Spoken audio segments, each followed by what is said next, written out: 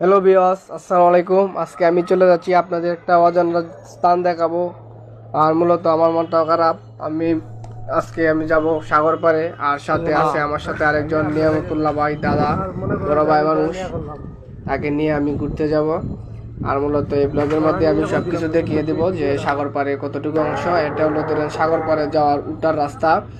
এই রাস্তা দিয়ে ধরেন যে আপনি খেজুরতলা বা বিভিন্ন পতেঙ্গা বা বিভিন্ন কাঠগড় বা অন্যান্য রাস্তায় যাওয়া যাবে। আর এই রাস্তা দিয়ে আমরা সাগর পাড়ে যাবো। এটা হলো চট্টগ্রাম মেন শহরের রাস্তা। এটা হলো কর্ণফুলী টানেল হয়ে ধরেন যে চট্টগ্রাম কক্সবাজারের মেন রাস্তা। এটা হলো টানেলের রাস্তা, ঠিক আছে।